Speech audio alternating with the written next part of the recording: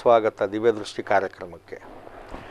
ಹಾಗೆ ನೀವೆಲ್ಲರೂ ವೀಕ್ಷಕರೇ ದಯವಿಟ್ಟು ನನ್ನ ಹೇಳೋದನ್ನು ಸ್ವಲ್ಪ ಗಮನವಾಗಿಟ್ಕೊಳ್ಳಿ.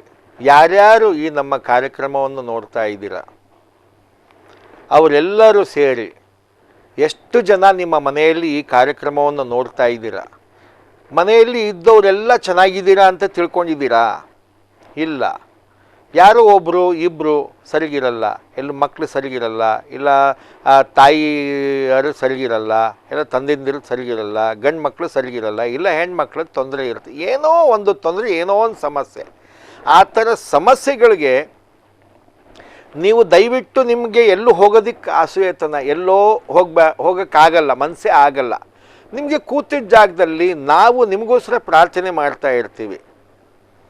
ಒಬ್ಬರಿಗೆ ಅಲ್ಲ, ಒಬ್ಬರ ಮನೆಗೆ ಅಲ್ಲ, ನೀವು ಎಷ್ಟು ಮನೆಗಳು ಈ ಚಾನಲ್ ಮೂಲಕ ನೋಡ್ತಾ ಇದ್ದೀರೋ ಈ ದಿವ್ಯದೃಷ್ಟಿ ಕಾರ್ಯಕ್ರಮವನ್ನು, ಯಾರು ಶ್ರದ್ಧಾ ಸಬೂರಿ ಶ್ರದ್ಧೆ ಭಕ್ತಿಯಿಂದ ವಿಶ್ವಾಸದಲ್ಲಿ ಈ ಕಾರ್ಯಕ್ರಮವನ್ನು ನೋಡ್ತಾ ಇದ್ದೀರೋ ಅವ್ರು ಎಲ್ಲರೂ ಓಂ ನಮಃ ಶಿವಾಯ ನಮಃ ಅಂತ ಹೇಳ್ತಾ ಕೂತ್ಕೊಳ್ಳಿ. ಏನು ಮಾಡಿ, ಎಲ್ಲರೂ ಸುತ್ತ ಕೂತ್ಕೊಳ್ಳಿ. 4 ಜನ ಇದ್ದೀರಾ ಮನೆಯಲ್ಲಿ, 4 ಜನ ಕೈ ಇಟ್ಕೊಂಡು ಕೂತ್ಕೊಳ್ಳಿ. ಓಂ ನಮಃ ಶಿವಾಯ ನಮಃ ಅಂತ ಹೇಳ್ಕೊಳ್ಳಿ. ಅದು 4 ಜನದಲ್ಲಿ 3 ಸ್ವಲ್ಪ ಜಾಸ್ತಿ ಕಷ್ಟ ಇದೆಯಾ, ಅವ್ರಿಗೆ ಮಧ್ಯದಲ್ಲಿ ಕುಂಡ್ರಿಸಿ ಅವ್ರಿಗೂ ಕಣ್ಮುಚ್ಚಿ ಓಂ ನಮಃ ಶಿವಾಯ ನಮಃ ಅಂತ ಹೇಳ್ತಾ ಕೂತ್ಕೊಳ್ಳಿ. 3 ಕೂತ್ಕೊಂಡು ಕೈ ಹಿಡಿದು ಕೂತ್ಕೊಳ್ಳಿ. ನೀವು ಹೇಳುವಂಥ ಶಬ್ದಗಳಿಂದ ಆತನಲ್ಲಿ ಇರುವಂಥ ನಕಾರಾತ್ಮಕ ಶಕ್ತಿಗಳು ಎಲ್ಲ ಹೋಗ್ಬಿಟ್ಟಿರತ್ತೆ. ಇದು ಒಂದು ಬಹಳ ವಿಶೇಷವಾದ ರಹಸ್ಯ. ಹಲೋ, ಹೇಳಿ ಸರ್. ಯಾರಪ್ಪ ಮಾತಾಡೋದು? ಸರ್ ಯೋಗಾನಂದ ಅಂತ. ಹೇಳಿಪ್ಪ. ಹೇಳಿ ಯೋಗಾನಂದ, ಏನು ಸಮಸ್ಯೆ ಇದೆ?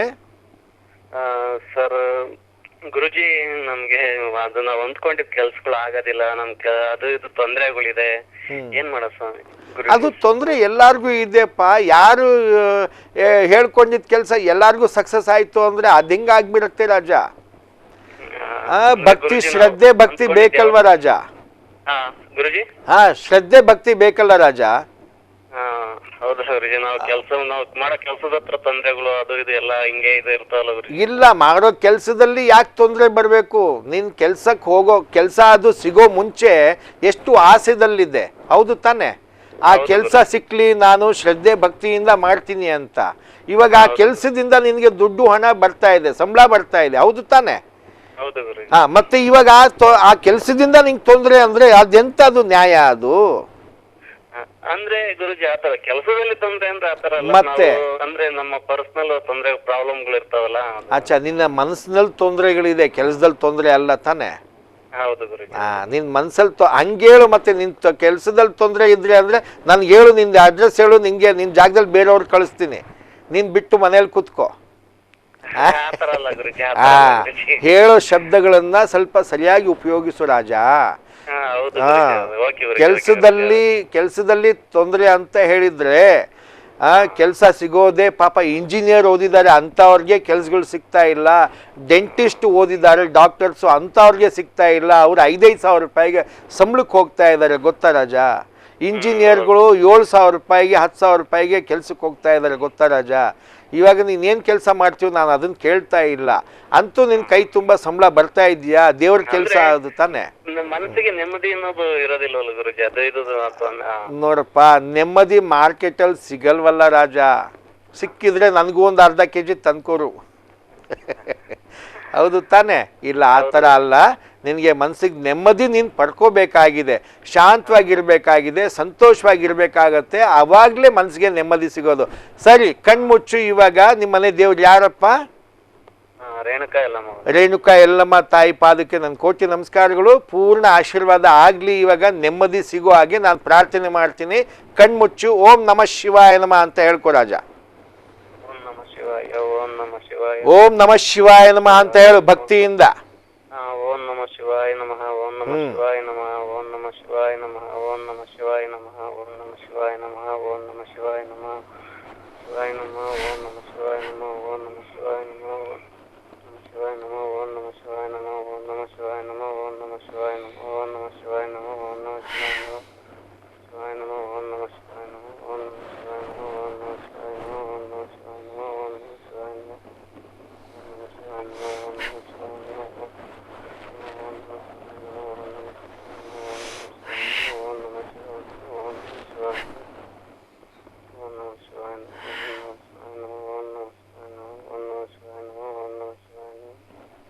ಹಲೋ, ಹಾ ಹೇಳಿ ಗುರುಜಿ. ಮೈಯೆಲ್ಲ ಹಗುರವಾಗಿದೆ ರಾಜ ಈಗ? ಹಾ ಓಕೆ ಗುರುಜಿ, ಒಂದು ಸ್ವಲ್ಪ. ಸ್ವಲ್ಪ ನೆಮ್ಮದಿ ಸಿಗ್ತಾ ಇದೆಯಾ? ಹಾ ಹೌದು ಗುರುಜಿ.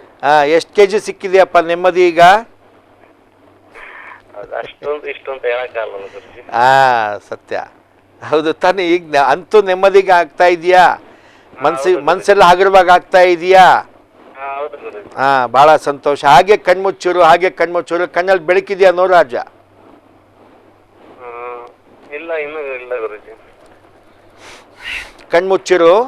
ಹಾ ಓಕೆ. ಮೈಯೆಲ್ಲ ಪೂರ್ತಿ ಹಗುರವಾಗಿದೆಯಾ ಹೇಳಪ್ಪ ರಾಜ ಈಗ? ಹಾ ಓಕೆ ಗುರುಜಿ. ಈಗ ಬೆಳಕಿದೆಯಾ ನೋಡು. ಹಾ ಓಕೆ ಗುರುಜಿ. ಬೆಳಕಿದೆಯಾ ರಾಜ? ಹಾ ಹೌದು ಇದೆ ಗುರುಜಿ. ಆ ಬೆಳಕಲ್ಲೇ ನೋಡ್ಕೋ. ಕಣ್ಣು, ಕಿವಿ, ಮೂಗು, ಮಖದ ಭಾಗ, ತಲೆ ಭಾಗ ಎಲ್ಲ ಚಿನ್ನದ ಬೆಳಕು ಆಗ್ತಾ ಇದೆಯಾ? ಹಾ ಓಕೆ ಗುರುಜಿ. ಆಗ್ತಾ ಇದೆಯಾ? ಹೌದಾ ಇಲ್ಲ? ಹೌದು ಗುರುಜಿ. ಹೌದು. ಕತ್ತು, ಭುಜಗಳು, ಕೈಗಳೆಲ್ಲ ಚಿನ್ನದ ಬೆಳಕು ಆಗ್ತಾ ಇದೆಯಾ? ಹಾ ಹೌದು ಗುರುಜಿ. ಆಗ್ತಾ ಇದೆ. ಸರಿ. ಎದೆ ಭಾಗ, ಹೊಟ್ಟೆ ಭಾಗ, ಸೊಂಟದ ಭಾಗ ಚಿನ್ನದ ಬೆಳಕು ಆಗಿದೆಯಾ? ಹಾ ಹೌದು ಗುರುಜಿ. ಮೊಣಕಾಲು, ಕಾಲು ಎಲ್ಲ ಚಿನ್ನದ ಬೆಳಕು ಆಗಿದೆಯಾ?